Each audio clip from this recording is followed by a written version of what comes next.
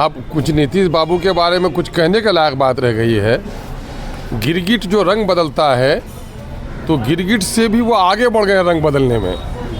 तो अब उनके बारे में कहने की क्या ज़रूरत है। जो शख्स अपनी ज़बान पे कायम नहीं रहता हो, जो कहता हो मर जाएंगे मिट जाएंगे बीजेपी में नहीं जाएंगे, है ना, ज़िंदगी भर बीजेपी में नहीं जाएंगे, जिनके जुमलों का कोई एतबार नहीं, उसका नाम नीतीश कुमार है।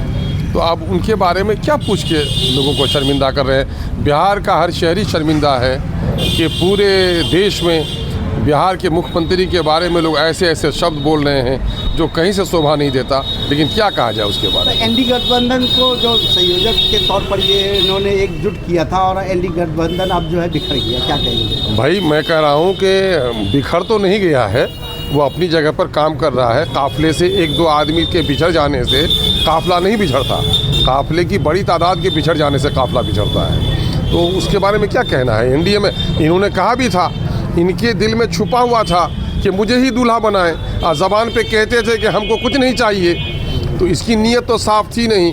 अब ये दिल से गए हैं कि मजबूरी में गए हैं बीजेपी में, ये तो वक्त ही बताएगा। वैसे अब की बार ये शायद कुछ नादिम से हैं, शर्मिंदा से हैं, है ना। वज़ीर आला बन गए हैं लेकिन चेहरे की रमक और ज़बान में वो ताकत नहीं है कि वज़ीर आला बोल रहा हो जैसे। तो चुनाव आ रहा है, क्या एमआईएम का क्या स्टैंड रहेगा इस बार? एमआईएम का स्टैंड कल जो था आज वो है, कल भी रहेगा। एमआईएम इक़्तिदार की हवस के लिए लड़ाई नहीं लड़ती। एमआईएम बिहार समेत मुल्क के दीगर दूसरे हिस्सों में अदल व इंसाफ के क़याम के लिए लड़ाई लड़ती है, महरूम तबक़ात को उसको हक़ दिलाने के लिए लड़ती है, और इस देश के दस्तूर, आइन और संविधान के मुताबिक राज्य और देश चले उसकी लड़ाई लड़ती है।